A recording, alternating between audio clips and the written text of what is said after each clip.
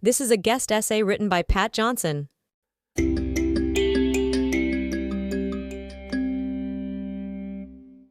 Statistics, anecdotal evidence, and every measure imaginable say that anti-Semitism is at unprecedented levels in Canada, the United States, Europe, Australia, and elsewhere.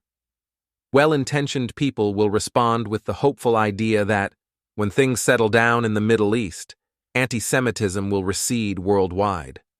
Less well-intentioned people will celebrate, ignore, or dismiss the phenomenon. All these people, well-intentioned and ill-intentioned, will probably conclude, with a variation of conscious and unconscious bias, that there are reasons for this surge in anti-Semitism, such as the war. A regrettable but inevitable acting out by bad people against Jews here because of a conflict involving Jews there. The permission, again, regrettable but perhaps inevitable, granted anti-Semites to condemn Jewish people under cover of a larger movement that is condemning the Jewish state. Whether a product of ingrained anti-Semitism or a more benign resignation to the inevitability of anti-Semitism every time conflict flares up in the Middle East, these reactions are premised on a common theme: Jews bring it on themselves. Or, at the very least, that there are reasons for anti-Jewish racism, and when those reasons recede, so will anti-Semitism. Blaming the victim is common in many forms of bias and racism. Nowhere, I suspect, is it more inherent than in anti-Semitism.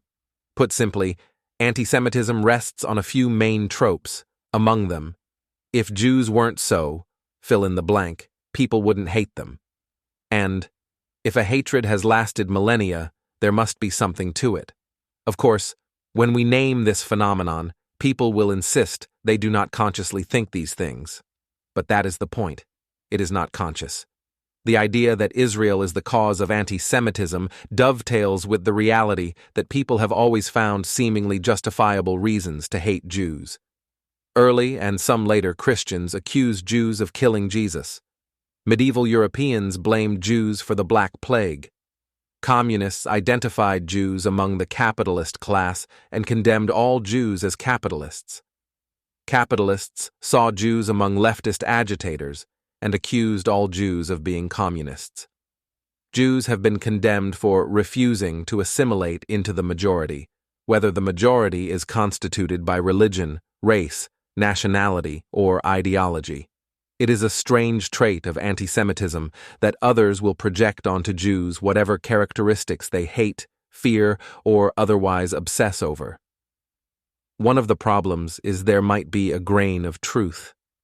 It has often been possible in history and today to identify Jewish capitalists and Jewish communists.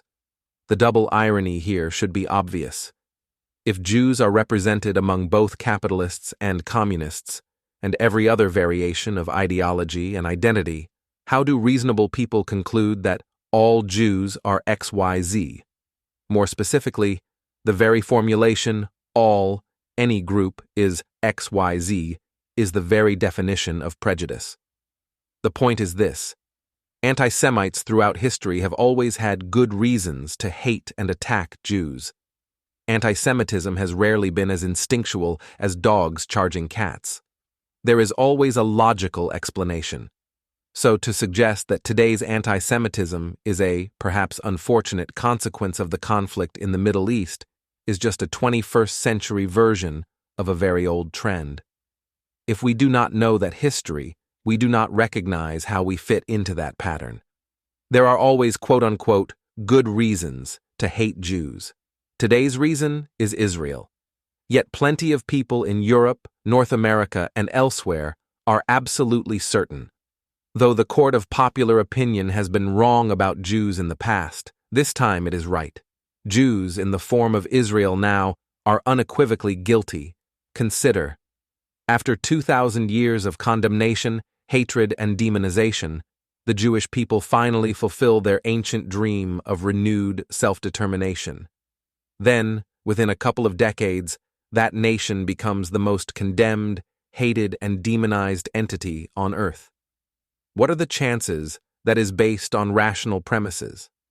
The rational suggestion that anti-Semitism will end when Israel accedes to Palestinian demands bears startling resemblance to the contention that, if Jews would stop killing deities, spreading plague, and eating Gentile babies, we will stop hating them. Even if it was true that Israel is a quote-unquote oppressor that bears primary or all responsibility for the violence and death in this conflict, we are not off the hook. We are part of a movement that has created a toxic hatred of Israel that, even if it were valid, redirects itself, whether we intend it to or not, and harms Jews around the world.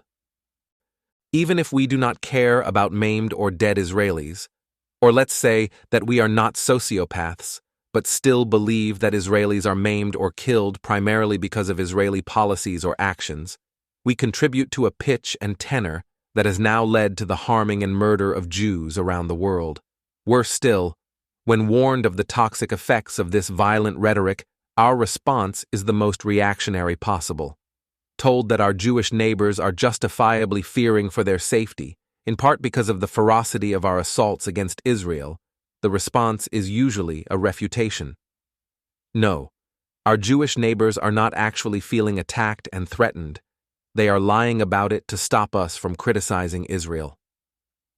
Jewish people and organizations have been explaining this for at least 25 years, and it is not so much that activists have not heard the Jewish community, but that we refuse to listen.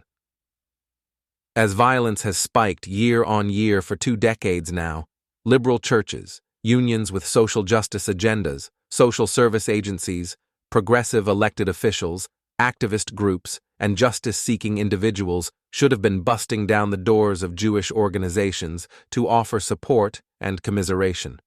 But I can assure you, from working in Jewish organizations, covering this beat for newspapers, and witnessing these progressive movements, there have been surprisingly few friends in need. What has become painfully evident in the past 2 decades, never more so than with the Women's March, but less blatantly across other progressive movements, is that Jewish activists show up for everyone, but hardly anyone shows up for the Jewish people. Among the Jews who are active on the left, many are expected to leave their complex identities at the door. In this time of explicitly celebrating intersectionality, this is a demand made of no other group, just Jews. We may think that our approach is based on reasoning and not sullied by prejudice, but unless we look deeply into our motives and suppressed biases, we may be fooling ourselves. But introspection is something most activists have obstinately refused to consider when it comes to Israel and Jews. And why is that? Is it anti-Semitism? At this point, what difference does it make what we call it?